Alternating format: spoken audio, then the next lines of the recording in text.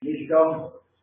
Hola mis queridos alumnos, esta es una forma nueva de conversar, de comunicarnos. Así que bueno, les agradezco mucho que estén colaborando con nosotros. Acá al lado, ¿sí, Pablo? Mira acá. Acá está Pablito en la parte técnica y yo intentando esta nueva metodología. Contéstenme por chat si me escuchan bien y si la imagen es clara. Espero por lo menos una respuesta.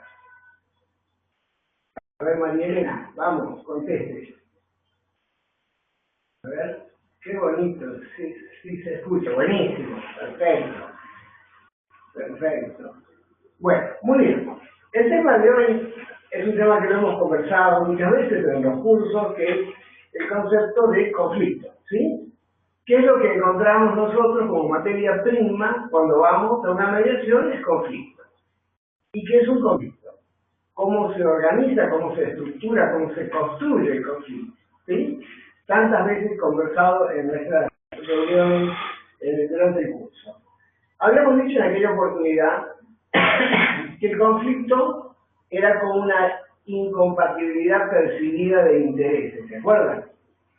Esto de la percepción era sumamente importante, porque implicaba que cada una de las partes maneja una mirada subjetiva, habíamos hablado como una puntuación semántica, o sea, una forma de asignación de significado a su mirada del conflicto. Y esto es una cuestión que para los mediadores es central, porque, bueno, ¿cómo hacemos nosotros para poder entender la razonabilidad de dos percepciones que son absolutamente opuestas e incompatibles?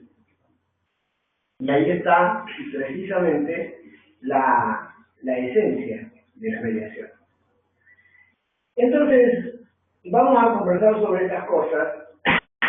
Vamos a ver cómo el conflicto, la percepción que el observador tiene del mundo se convierte en una narrativa, en una forma explicativa, en un relato, y en ese relato está constituida su construcción semántica, su mirada, su paradigma del mundo que lo rodea. Y cuando hablamos del conflicto, va a estar acompañado por una necesidad de obtener un determinado resultado percibido, obtener el resultado a costa de lo que quiere la otra parte, y nosotros debemos compatibilizar estas dos propuestas. Entonces, ahí aparece el otro en la interacción. El otro que va a ser percibido como alguien con el cual estoy confrontando, con el cual estoy en una situación de antagonismo, y sin embargo no puedo desarrollar ningún paso de solución sin que el otro comparta conmigo un acuerdo, salvo que esto sea dirimido en el terreno judicial. Hasta allí no les estoy contando nada nuevo, estoy haciendo una pequeña... Es más, no sé si les voy a contar algo nuevo. A ver, ahí Pablo me está indicando que hay algo. A mí también se me corta el audio. Se me corta el audio. Depende de la velocidad de internet. Y entonces, ¿qué contesta Leisa? A mí también. Y el profe se ve cortado. Wow. ¿Todos están con estos inconvenientes? ¿O ahora se mejoró? A ver. A mí también. Contéstenme, ¿me ven bien? El audio se entrecorta por ratitos. No se ve bien, pero la imagen está congelada. Bueno, a ver. Claro, mucho se corta la imagen. ¿El audio se escucha siempre? sale como un congelado. Bueno, y de repente se congela nuevamente. Ah, bueno, eso quiere decir que hay, digamos, que no está tomando mis gestos en tiempo real. El audio está bien. ¿Quieren que saque la imagen y dejamos el audio? Bueno, bien. Ustedes me avisan si el audio... No, bonita. Ustedes me avisan si el audio no anda bien. La imagen mía congelada, bueno, ya soy un viejo medio congelado, así que está dentro de las posibilidades. Pero lo importante es que me escuche.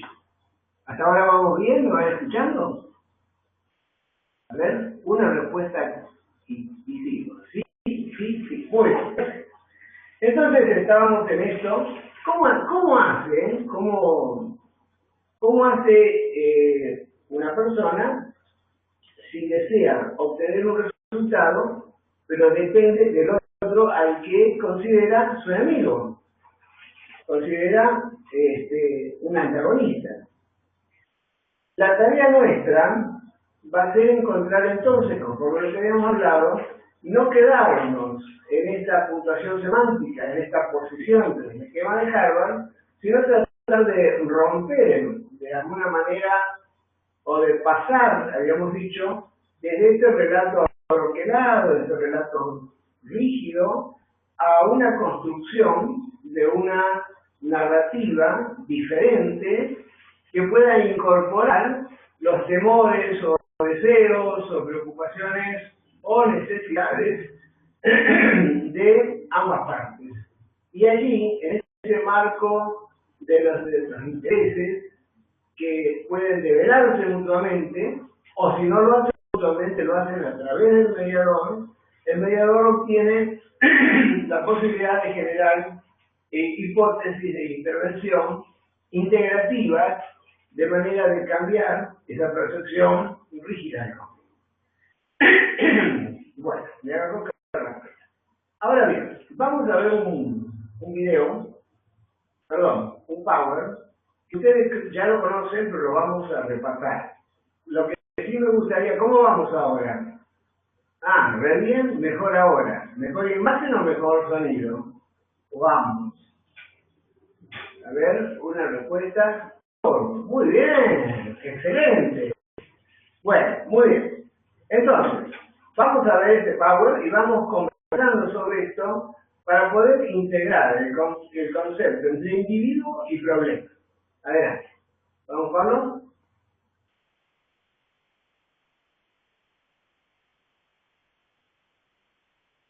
Bien. Ustedes se acuerdan del modelo ecológico. Eso implicaba digamos, sistémicamente mirábamos a la interacción dentro de un determinado contexto social, dentro de un macrosistema, que es la forma de organización social, estilos de vida, etcétera, etcétera, el exosistema, que son las instituciones mediadoras, el microsistema, que son las redes vinculares próximas, y la persona en su dimensión conductual, cognitiva, psicodinámica e interaccional. ¿Sí? Hasta acá, esto es un tema que ustedes lo tenían bastante claro en la charla que hemos tenido. Sigamos. Acá empezamos con un poco lo que habíamos referido al inicio de la charla, que es lo cognitivo, que son esas estructuras y esquemas que surgen de la percepción y de la conceptualización desde la mirada de cada observador. Lo conductual va a ser el repertorio de comportamientos con los cuales interacciona el individuo. Lo interaccional va a estar dado en las pautas, o sea, en la forma de la relación y comunicación interpersonal. Fíjense ustedes que cuando dos partes vienen a un conflicto, traen una determinada forma de interacción que nos permite determinar cuáles son las pautas de relación y comunicación interpersonal que se han constituido en norma a través del proceso interaccional vincular. Y lo psicodinámico que va a tener que ver con la dinámica intrapsíquica del sujeto, ubicado en el marco de las emociones, las ansiedades, etc. Y obviamente luego tenemos a los cognitivos. Bueno, en función de eso y dándole otra forma a esta propuesta, ahí podemos ver, entonces, el macrosistema, las representaciones de la sociedad, los valores de la sociedad, las ideologías sociales, las políticas públicas, la cultura y la identidad, las normas culturales, etc. En las instituciones mediadoras, bueno, ahí tienen ustedes educación, trabajo, vivienda, salud, etc. Y dentro del microsistema, la familia, el entorno y estilos de entornos, la socialización, la comunidad, la identidad, etcétera, etcétera. Con todo eso, nosotros cuando trabajamos en una mediación, perdón, Pablo, ¿mi imagen se ve? Bien. Cuando nosotros trabajamos en una mediación, estamos tratando de ampliar el rango de nuestra visión como observadores dentro del sistema de mediación hacia toda esta complejidad que rodea a los sujetos. Desde un pensamiento más positivista, lo que haría el interventor sería estar trabajando con la postura de cada persona, ¿sí? Cómo se elabora la postura personal de cada uno.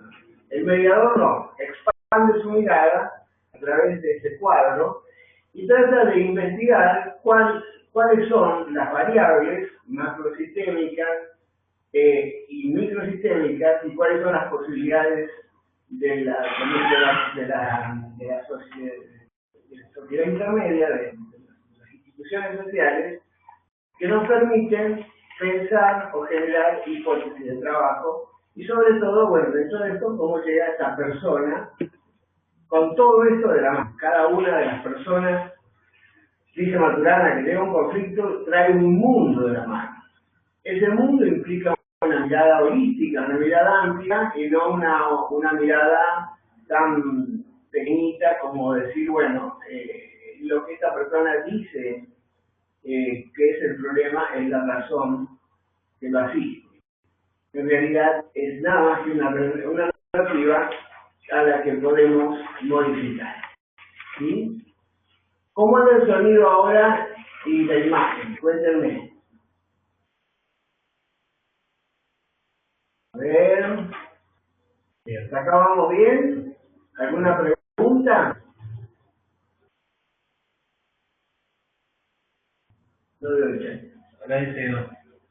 Acá todo bien, todo bien. Todo bien, todo bien. Perfecto. Bueno, sigamos un poquito. Veamos. Acá tenemos nuevamente la representación del sistema psicológico.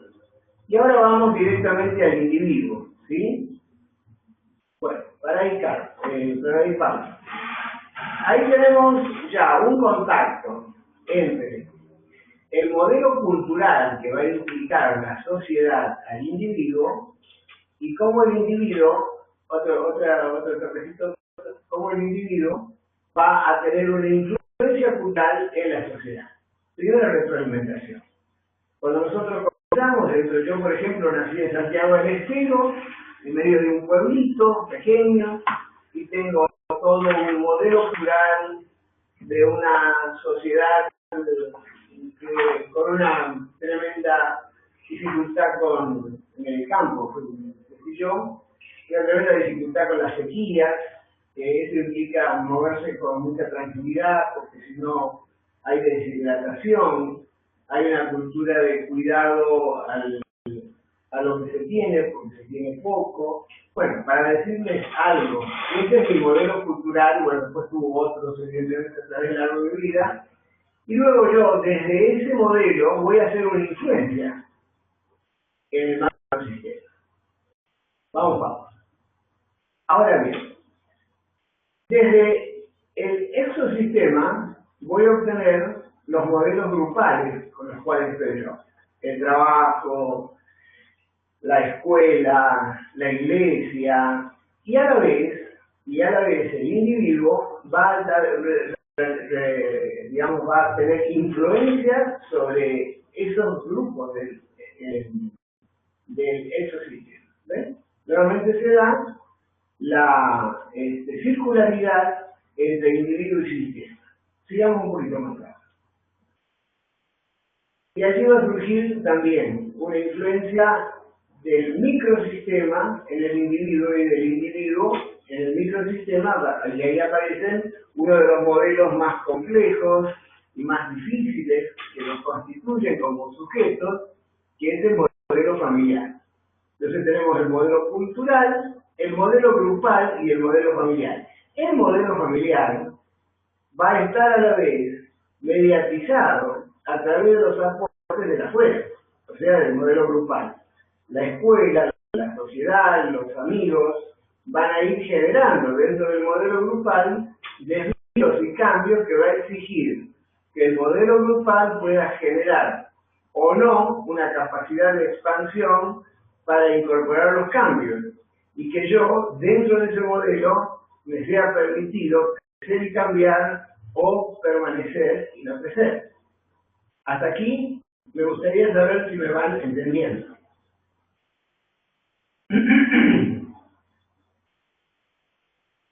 Muy bien, Pablo. Perfecto. Sigamos, Pablo.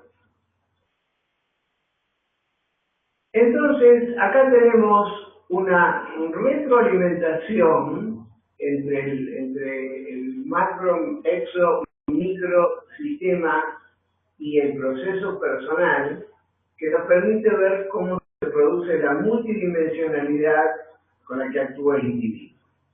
¿Sí? Una pregunta, ¿esto yo se los había explicado en clase o es algo novedoso? Ajá. ¿Y estás entendiendo algo más que lo que viste en su momento, Flavia?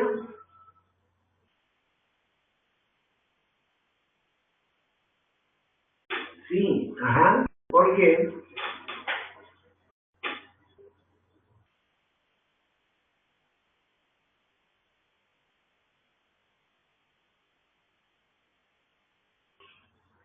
Ya lo hemos visto, refrescando teoría. Bueno, muy bien. Ahí está, ese es el objeto un poco de esta charla, refrescar la teoría y probar este sistema.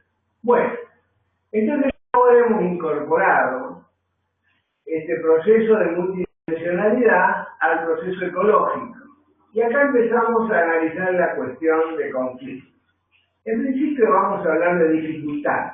¿Qué es una dificultad? Es un estado de cosas no deseadas, que se resuelven según el sentido común. A ver, va a decir que la solución va a estar dada a través del sentido común del individuo para resolver dificultades que se producen todos los días. Se dice que un individuo más o menos en el curso de un día puede tener que resolver no menos de 150 dificultades.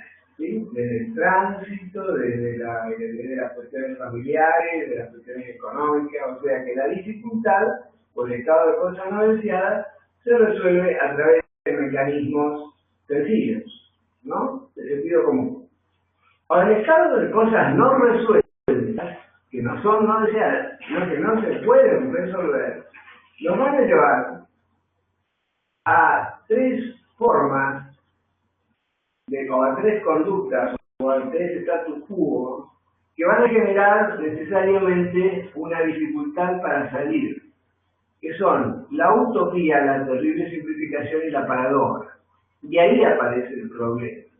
Cuando esa percepción que nosotros hemos generado de las cosas nos ha llevado a resolverla generando una utopía, una terrible simplificación o una paradoja, estamos enfocando al problema, que es diferente, que es muy diferente a la dificultad.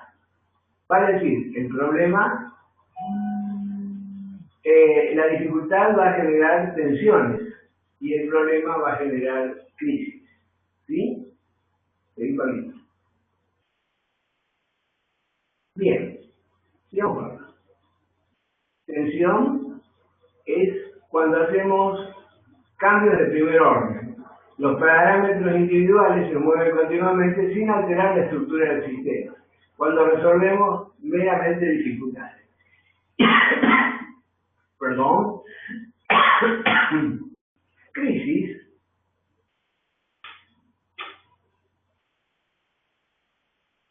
van a ser cambios de segundo orden, cuando el sistema necesita un cambio cualitativo y estructural,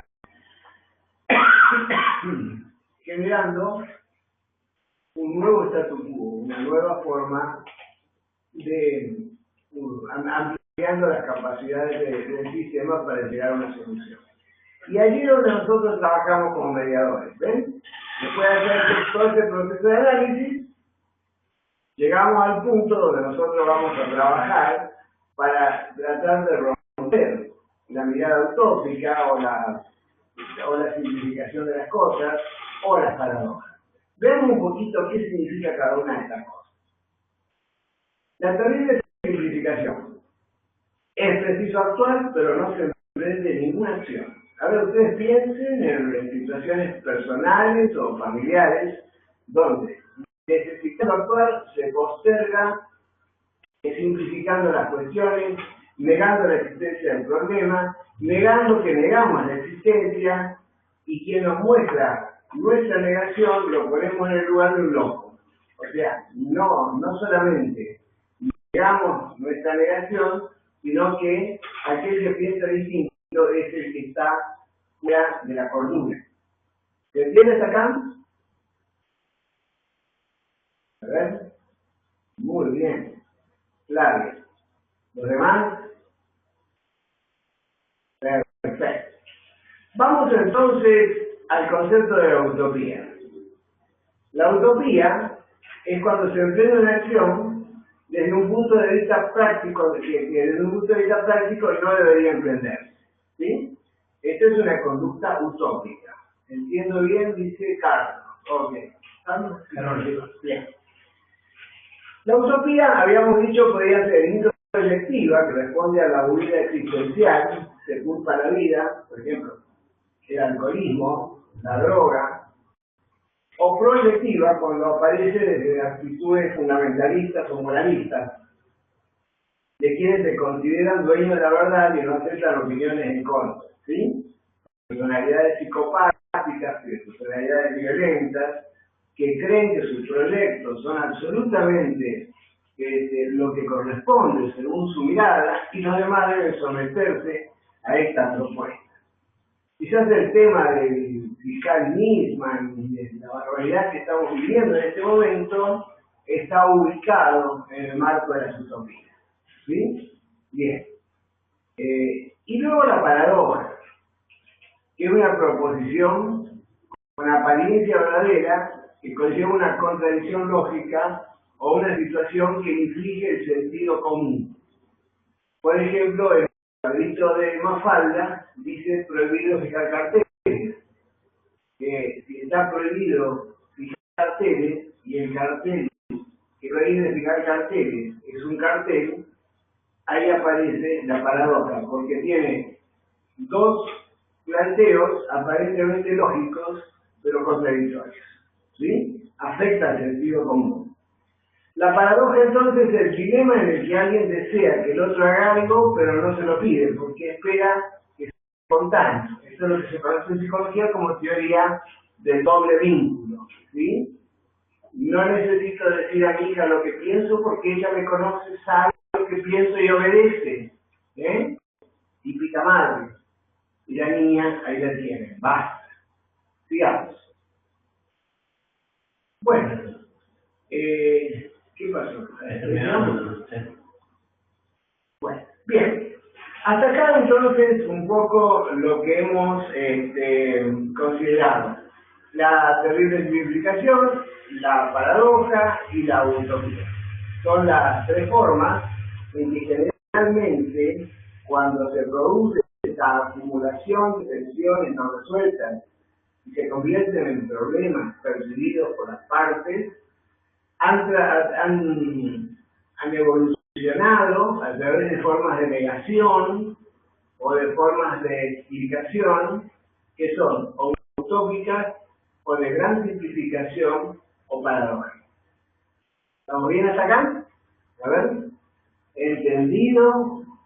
¿Cuál es el más común? ¿Ustedes cuál creen que es? A ver. La más común de las tres formas.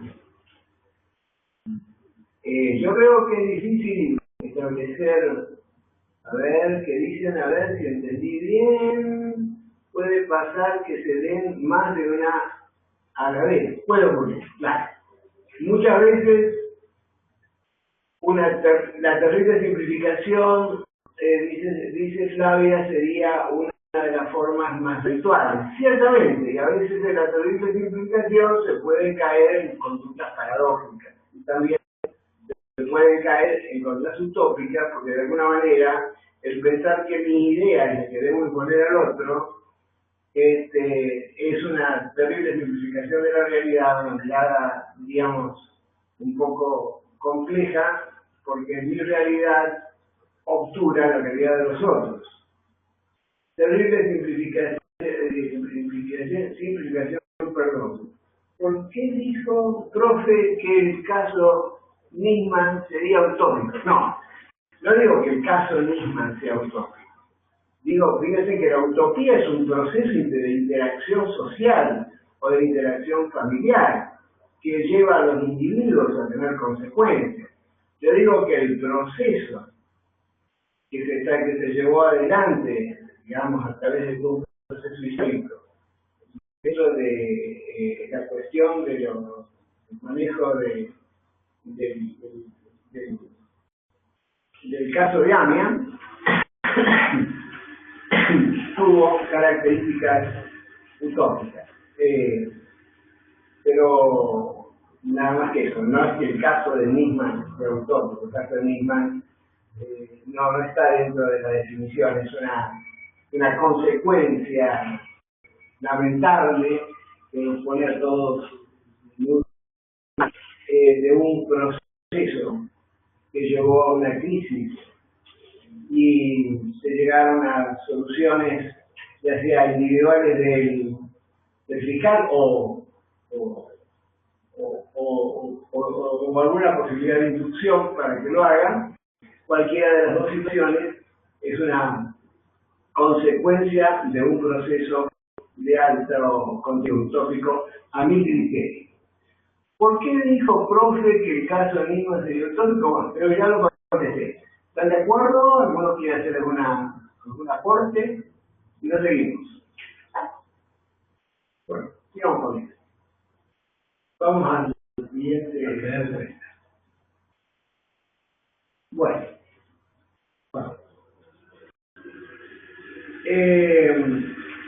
Nosotros habíamos dicho que existía una forma de determinar cuál era el conflicto, una forma de construirlo, una forma de narrarlo, una forma de hacerlo carne, una forma que en la mediación implica un adoctrinamiento muy fuerte, un posicionamiento.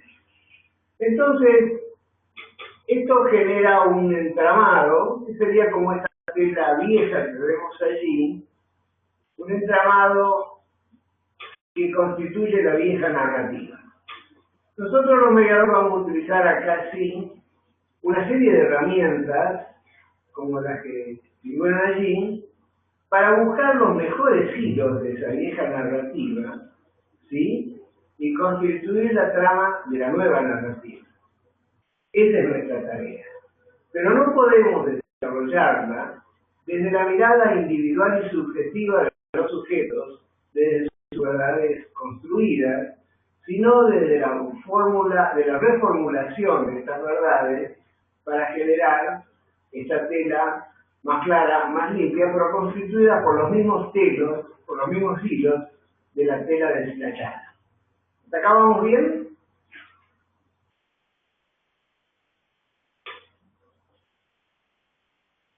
¿Están ahí? ¿Estamos conectados, Pablo? Sí.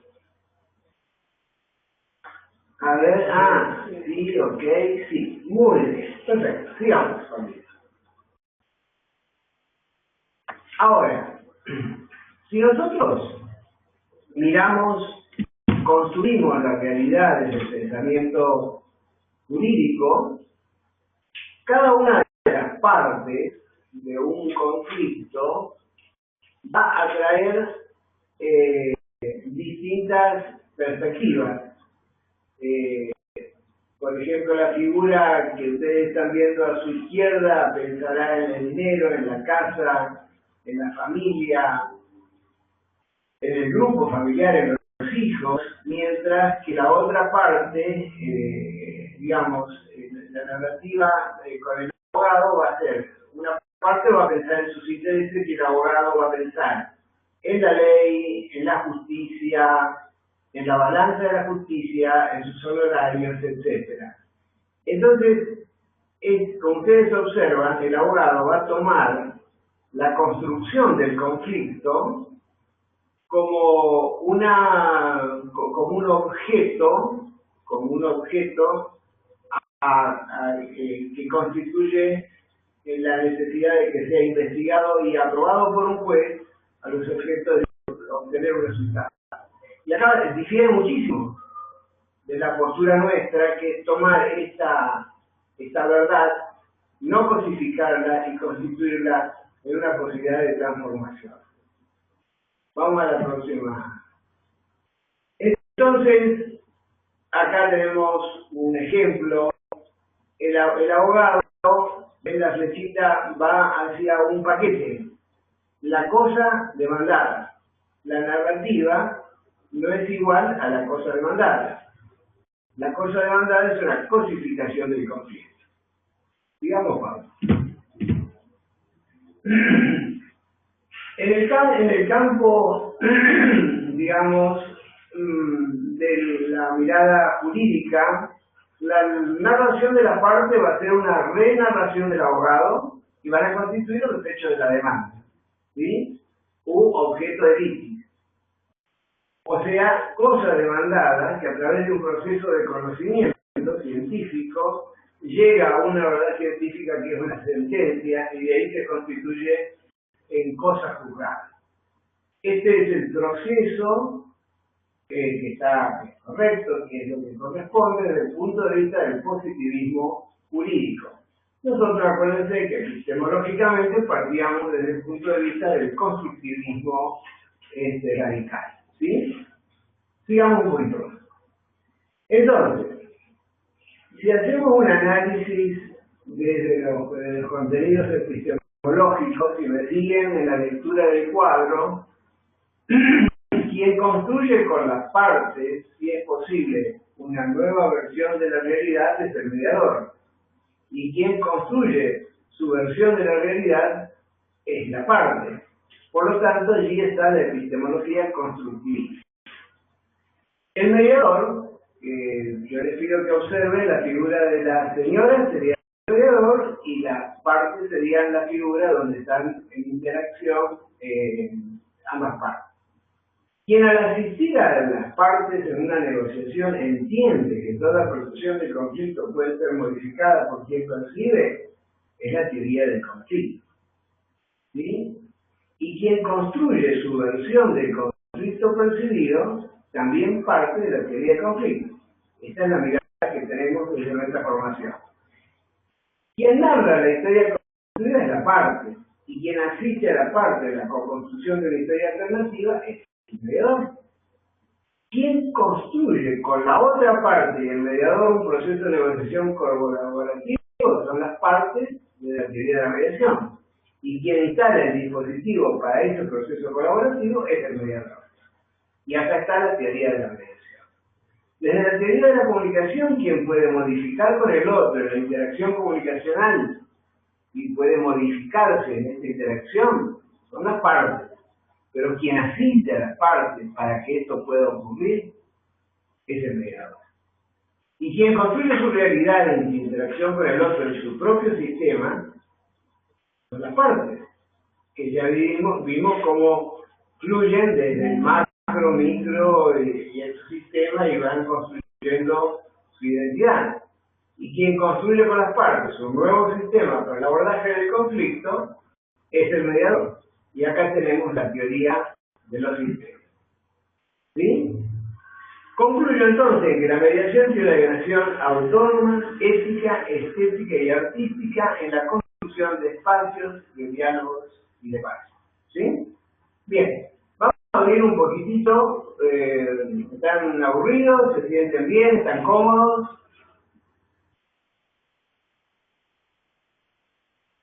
¿No veo qué dice? ¿No veo? No hay cuadro. Lo vemos a usted, no vemos ninguna imagen. No vemos el cuadro, profe.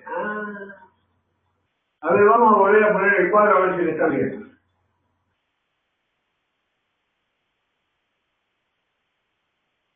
¿Ven el cuadro?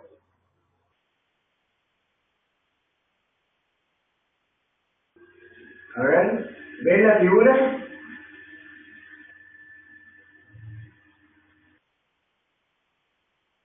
Hola. ¿Qué dice? A ver, Flavi, ¿ve las figuras? Ricardo, Paola, Mariana, María Elena, Estefanía, Carola, Andrea. ¿Ven las figuras?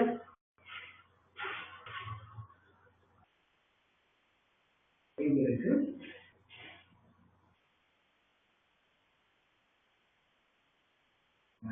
Sí, ahí hay una respuesta. Muy bien. Bueno, ahora la están viendo. ¿Cuál es la figura que no vieron? Cuéntenme, vamos a pasar. No vieron a ninguna de las figuras. Bueno, rápidamente, en esta figura estamos teniendo una vieja tela deshilachada, que la convertimos en una tela bonita, con los mismos hilos, no vimos ninguna. Ahora la están viendo, ahora sí. Bien. Bueno, veamos. Ven que hay dos telas, ¿sí? Esta es la metáfora. La tela deshilachada no es desechable, porque tiene hilos que son rescatables, los mejores vínculos, las mejores historias, aquellas que se olvidan al momento de la interacción conflictiva. Si tomamos estos hilos a través del parafraseo, la legitimación, la connotación positiva, el manejo de la empatía, la escucha activa, etcétera, etcétera, vamos a tratar de construir hipótesis para generar con esos hilos una nueva narrativa. ¿Entendieron hasta acá el sentido de la figura? Con un sí me conformo. Muy bien, sigamos con la otra. La narrativa del abogado, la narrativa de las partes con el abogado va a estar puesta de una manera binaria, o sea, blanco o negro, ¿sí? La parte del abogado le va a contar la historia, que tendrá que ver con una casa, con sus hijos, con dinero, etcétera, etcétera. Y el abogado la va a mirar desde el marco de los símbolos que están puestos en la parte de arriba del pensamiento de ese abogado tan serio, que sería la justicia, el derecho, los libros jurídicos, sus honorarios, la balanza, de la equidad, etcétera, etcétera. Esa va a ser la forma que el abogado va a percibir el conflicto planteado por la parte. ¿Hasta acá vamos bien? ¿Un sí? Ok. Bien. Veamos este otro cuadro. En este otro cuadro observamos que se ha introducido un paquetito. Y a este paquetito le vamos a llamar cosa demandada. La narrativa va a ser igual a lo que el abogado va a demandar. La incógnita que está arriba es qué va a pasar jurídicamente cuando aplicando la ley tenga que convertir la narrativa en una cosa, y así vamos al otro cuadro. Entonces, la narración de la parte va a ser renarración del abogado, va a dar lugar a los hechos de la demanda, que llamamos objeto de litis o cosa demandada, a través del proceso de pensamiento del positivismo jurídico y un proceso científico de conocimiento que va a llevar a una verdad científica jurídica, que sería dictada por un científico que es juez, o sea, la sentencia, y se va a convertir en cosa juzgada. ¿Hasta acá entendimos? Muy bien. Entonces, en este cuadro van a ver que arriba está una mediadora pelirroja y al costado están las partes. Entonces, quien construye su versión de la realidad es cada una de las partes. Pero quien construye con las partes, si es posible, una nueva versión, es el mediador. Y ahí está esto se asienta en la epistemología constructivista. Quien al asistir a las partes en una negociación entiende que toda percepción del conflicto puede ser modificada por quien percibe, ayuda a quien construye la versión del conflicto, o sea, la parte. Y ahí está la teoría del conflicto.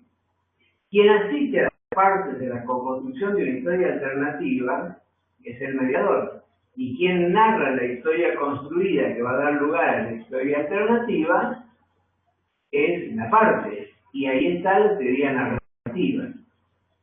Quien construye con la otra parte y el mediador un proceso de negociación colaborativa son las partes. Y quien instala este dispositivo es el mediador. Teoría de la mediación. ¿Quién puede modificarse con el otro en la interacción? Las partes. Y quien asiste a las partes en ese proceso de comunicación eficiente es el mediador. Y ahí está la teoría de la comunicación. Quien construye su realidad de interacción con otros en su propio sistema, supóngase sistema familiar, sistema social, o sistema de interacción de un negocio determinado, son las partes. Y quien construye con las partes un nuevo sistema para el abordaje del conflicto es el mediador. Y acá tenemos la teoría del sistema. ¿Se entendió o no se entendió? Por eso concluyo que la mediación tiene una dimensión autónoma, ética, estética y artística en la construcción de espacios, diálogos y de paz. ¿Se comprendió? A ver. Espero que me están contestando sí, antes, bueno, me encanta esta suma de sí. Excelente, quisiera ver las caritas, pero bueno, si abriéramos los micrófonos y se vieran las caras de todos, esto sería un lío inmanejable. ¿Les gusta el método?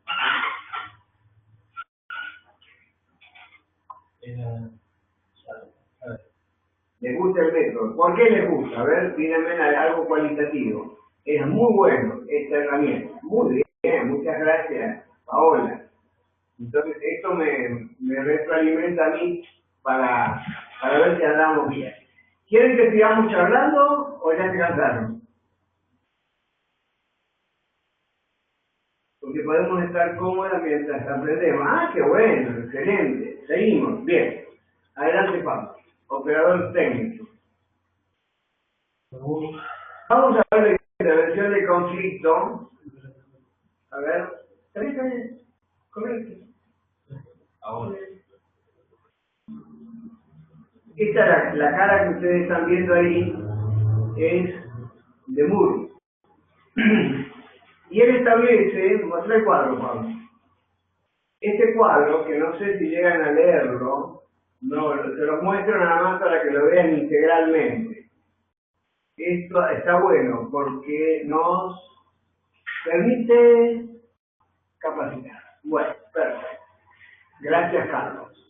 Carolina. Este es el cuadro que establece Moore para el abordaje del conflicto desde los intereses, desde los datos, desde las relaciones, desde los valores y desde las estructuras. Vamos a verlo por partes. Vamos a ver. Los datos. Los conflictos entre los datos son determinados por la falta de información, la información errónea, las diferentes opiniones acerca de lo que es importante, las diferentes interpretaciones de los datos, los diferentes procedimientos de evaluación. La escucha activa permite que los datos que aportan las partes al conflicto sean de alguna manera clarificados, compartidos, resignificados, y esto hace mucho al proceso de interacción, digamos, que permita llegar a términos de solución. Las posibles intervenciones relacionadas con los datos, según Moore, son concertar acuerdos acerca de cuáles son los datos importantes, o sea, el armado de una agenda, por ejemplo, coincidir en un proceso para recolectar datos, porque también puede ser que hagamos un cuarto intermedio para ampliar o recolectar datos que no están que no están siendo iluminados o que no están siendo puestos sobre la mesa y lleva a una confusión importante respecto al conflicto. Desarrollar criterios comunes para evaluar los datos, como por ejemplo una intervención pericial, y también utilizar expertos en el papel del tercero para obtener una opinión externa o salir del impasse.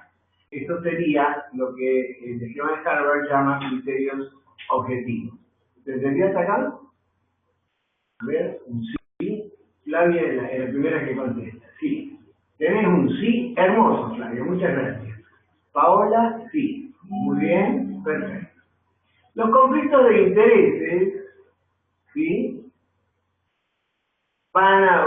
Esto lo hemos hablado largamente, van a estar dados por el carácter competitivo percibido real, los intereses sustantivos, o sea, los contenidos, los intereses de procedimiento, los intereses psicológicos, ¿sí? Estos conflictos de intereses, o sea, aquello que yo deseo, temo, quiero, percibo, la oportunidad, la necesidad sobre todo, lleva a ese tipo de conflicto. Y las intervenciones van a estar dadas, según Moore, en concentrar la atención en los intereses y no en las posiciones, buscar criterios objetivos, elaborar soluciones integradoras que contemplen la necesidad de todas las partes y buscar modos de ampliar la alternativa o los recursos. ¿Sí? ¿Hasta acá vamos bien? A ver, Flavia, la campeona del sí. Sí, muy bien, Flavia, gracias. Entonces, las estructuras. Los conflictos estructurales son provocados por las pautas destructivas de comportamientos de interacción, la desigualdad del control, la propiedad o la distribución de los recursos, la desigualdad del poder y la autoridad, los factores geográficos, físicos o ambientales que estorban la cooperación y las restricciones de tiempo, entre otros, ¿sí? Son estructurales porque, digamos, afectan a la construcción misma del sistema social o del sistema familiar o del sistema sobre el cual las partes están interactuando, ¿sí? Fíjense que acá hay muchas cuestiones relacionadas a la cuestión del poder y al establecimiento a nivel no de contenido sino de relación de pautas destructivas de comportamiento, ¿sí? O sea, cuando en las parejas, por ejemplo, se establecen modos, digamos, poco amables, formas, digamos, ¿cómo podemos decir?, de trato, de insultos, que a veces se toman como una broma, pero que instalan un proceso, digamos, de desacuerdo con el otro que contesta de igual manera. Estamos frente a este conflicto estructural, del cual después va a ser muy difícil salir. Las posibles intervenciones, según Moore, son definir claramente y modificar los roles, reemplazar las pautas de comportamiento destructivo, por lo menos dentro del marco de la mediación, ¿no? Porque no vamos a poder hacerlo en el marco de la vida de estas personas. Resignar la propiedad o el control de los recursos, establecer un proceso equitativo y mutuamente aceptable de decisión, cambiar el proceso de negociación de regateo posicional a intereses, modificar los medios de influencia utilizados por las partes, menos coerción, más persuasión, modificar las relaciones físicas y ambientales de las partes, proximidad y distancia, modificar las presiones externas sobre las partes y modificar las restricciones de tiempo, más o menos tiempo. Generalmente los conflictos estructurales, en el caso de la mediación familiar, en los casos de las mediaciones de fines familiares, o en los casos de relaciones societarias, la estructura, ustedes se acuerdan que cuando vimos sistema, decíamos que el sistema no es el organigrama, sino es la estructura interaccional, de los subsistemas que intervienen en el sistema. Cuando estas estructuras son tan disfuncionales y han afectado tanto la autoestima o han generado conflictivas de ego, entonces es muy difícil sentarse a hablar de los temas de contenido porque hay problemas relacionados con la cuestión relacional o con los comportamientos de poder. Y todas estas intervenciones que se pueden dar a través de una o varias reuniones permiten reorganizar esta cuestión. Hoy precisamente trabajé un caso de dos personas que no sabían leer ni escribir, que eran personas con comportamientos anómicos, o sea, con ausencia de los valores básicos que tenemos en la sociedad, padres de un niño de 3 años y una nena de 15, y era muy interesante observar cómo se iba desarrollando la conversación, y ellos a través de la intervención del mediador iban pudiendo ver estas pautas de interacción y pudiendo escucharse mutuamente hasta que sorpresivamente una de las partes preguntó: ahora entiendo lo que es la mediación. Qué bueno, usted hace esto con todas las personas que vienen, porque esto va generando un balance. Utilizó la palabra balance, va balanceando la interacción. Y esto estaba dicho por alguien que lo percibía desde un rango de muchísima ignorancia, con dificultades inclusive para expresarse, pero pudo ver esta forma de replanteo de lo que ellos estructuralmente tenían como padres separados en el cuidado de sus hijos, ¿sí? Bueno, ¿hasta acá vamos bien? Sí, gracias Flavia. Gracias María Elena. Valores. Bueno, acá estamos en el orden. Los valores son provocados por diferentes criterios de evaluación de las ideas o comportamientos, metas valiosas intrínsecamente excluyentes, formas de vida, ideología y religión. Este es un ámbito complejo, ¿sí? En donde posiblemente la cuestión de los valores, sobre todo cuando son valores que están en confrontación, van a tener una difícil intervención. Y los posibles que plantea Moore son evitar la definición del problema con referencia al valor, permitir que las partes coinciden y discrepen, o sea, plantear la lógica de las diferencias, crear esferas de influencia en que un conjunto de valores prevalece y buscar una meta superior compartida por todas las partes. En una oportunidad, yo tuve una mediación que establecía una fuerte contradicción entre una mujer cristiana casada con un diplomático que se quedó en la Argentina de origen musulmán. Hacía tiempo yo había leído el Corán y había pasajes del Corán que hablaban de Jesús y de la Virgen María. En una próxima reunión yo llevé el Corán y leí las cosas que decía el Corán respecto a Jesús, a que tomaban en su carácter profético, pero no como hijo de Dios, y a la Virgen María, que le daban un valor importante como mujer, como la madre de Jesús.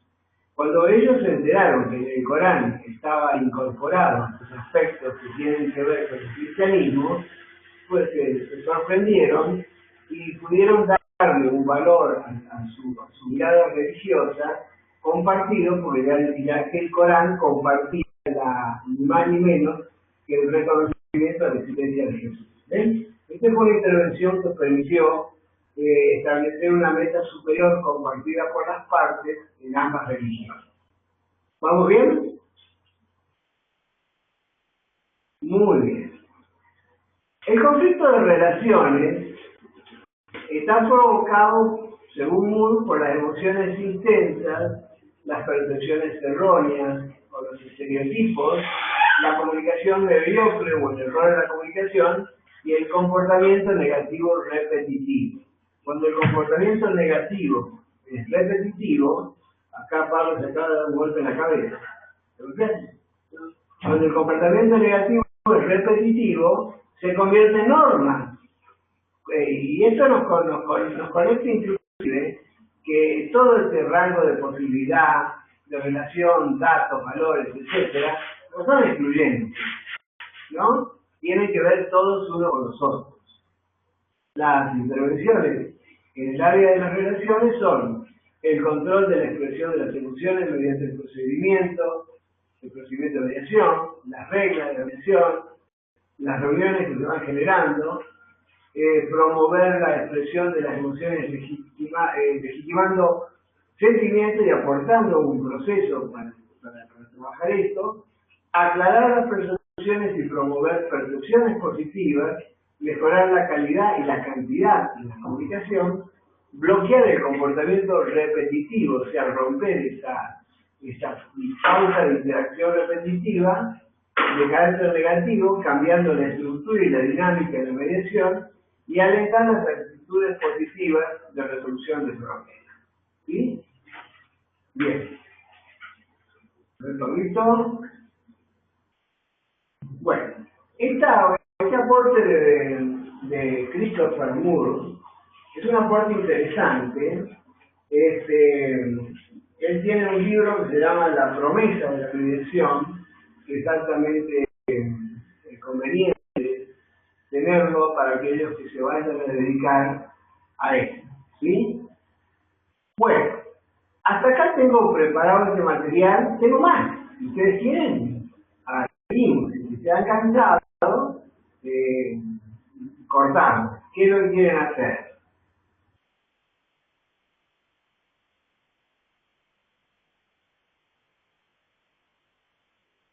A ver, Claudia dice, perfecto, por mí seguimos. Bueno, seguimos entonces, vamos Pablo.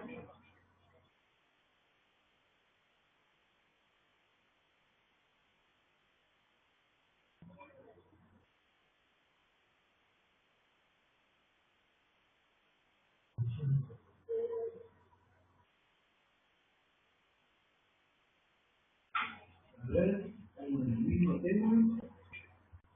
Espero un poquito que estamos tratando de ubicar el material.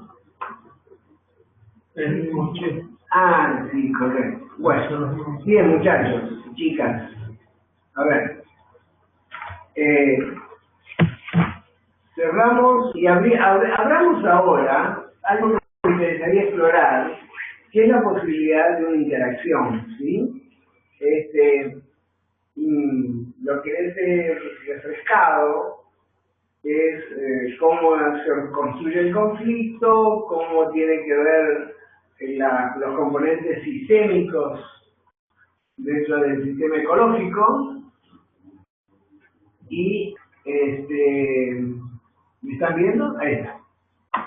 Y bueno, y todo esto de la construcción de las narrativas o la cosificación según sea mirado desde el derecho, desde la epistemología constructivista, y finalmente este aporte de Moore, que recientemente lo he organizado, así que no creo que se lo haya dado antes, para poder entender el abordaje de estos 5 vectores que él establece.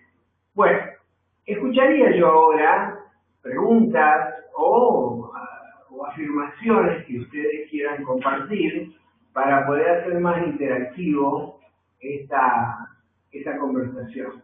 ¿Todos ven lo que dicen todos? Bien, perfecto. A ver, les doy un ratito para que puedan elaborar sus preguntas o sus propuestas.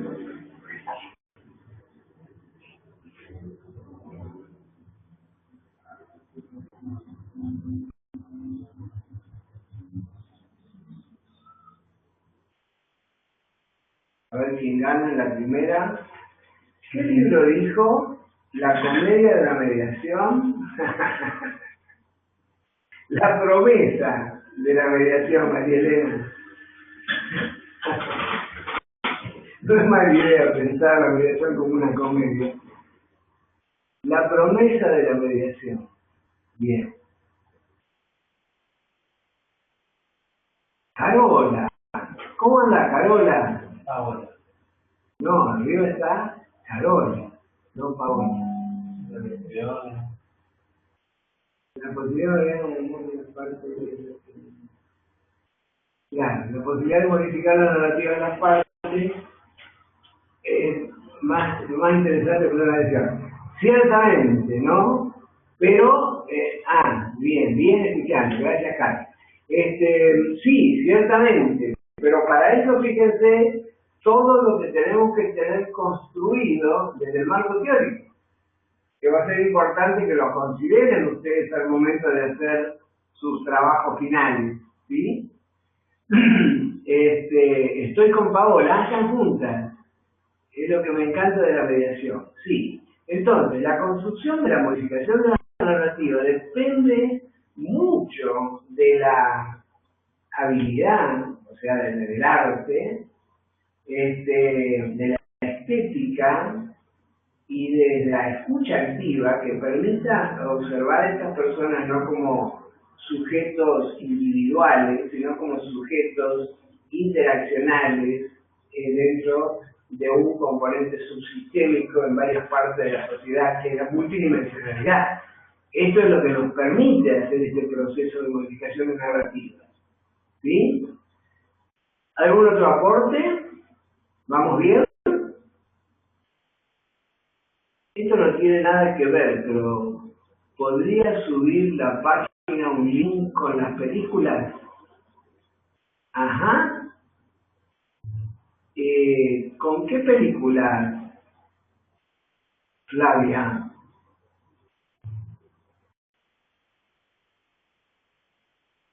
Un link con las películas, ¿con qué películas? Hay en la página de redes, están todas las películas de mediación que yo filmé.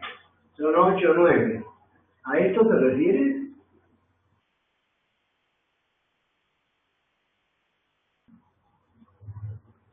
Gracias. Que dice, la película Filadelfia. A ver, le vamos a preguntar a Pablo. No se puede subir a la página. La saca ¿Pero hay algún link que tenga toda la película completa? en YouTube, ¿no? En YouTube no. La borra. ¿Bien? La borra en YouTube. La borra de YouTube. Ajá. Y no hay ningún tipo de de otro sitio donde se pueda... Porque yo he visto sitios donde se nos cerró las películas completas. Bueno, vamos a tratar de resolver esto, chicos, porque la verdad es que yo pensaba que estaba todo. No tengo audio, dice Diana. ¿Los demás tienen audio?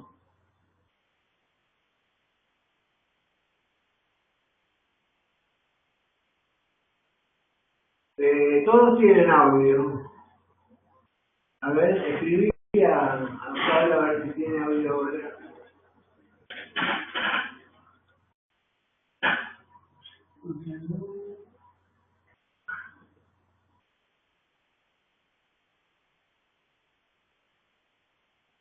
¿Qué puede hacer para tener audio? Bueno, volviendo al tema de la película, puedo cambiar la propuesta si ustedes quieren. Ustedes eligen la película y desarrollan, se elijan alguna película que tenga que ver con un conflicto, una película actual si quieren, busquen lo encuentran una película que les parezca compatible, me pasan el enlace y desarrollan su trabajo en base a esa película. ¿Les parece más amplia la propuesta?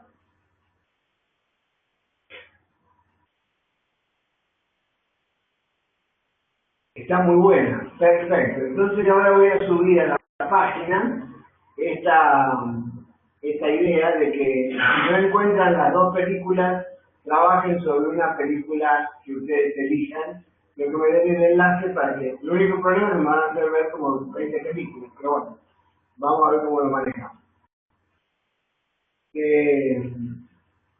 Dice Estefanía que trataría de conseguir. Bueno, Queridos amigos, alumnos, me gustaría ver las caritas. Me gustaría volver al curso y ver las caritas. A las... Yo trataré de conseguir. Bien. Creo que hemos hecho una buena interacción. Como siempre, muchísimas gracias. Creo que gracias a vos, Flavia. Creo que hemos hecho una buena interacción que ha sido útil, que me ha permitido probar la herramienta y les agradezco profundamente la disponibilidad de tiempo que han desarrollado.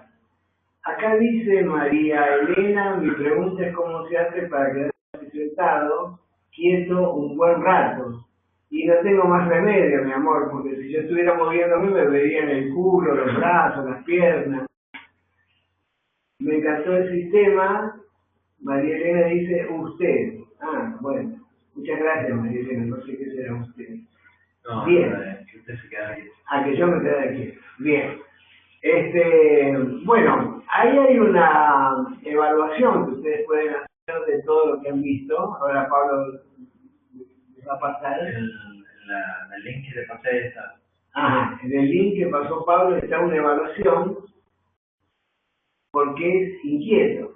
Sí, no, evidentemente si estoy dando clase estoy en movimiento constante porque los tengo a todos alrededor y tengo que generar interacción con todos. En este caso son ustedes los que me aguantan, me miran la pelada y yo interactúo con ustedes, ¿sí?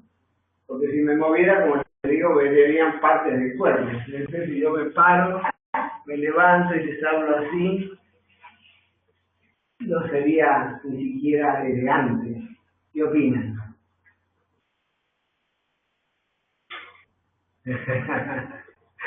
Bueno, les mando un enorme beso. Pablo también la saluda. Ahí Pablo, saludamos. Chao. Y gracias por la colaboración. Si pueden llenar el formulario que tienen ahí, llénenlo, que nos va a ser de gran utilidad. Y un beso grande a todas. Nos estamos viendo. Y seguramente voy a seguir con estos métodos para seguir probando o por ahí hacer algún tipo de conferencia para que nos junten, básicamente. Un beso grandote y muchas gracias por todo.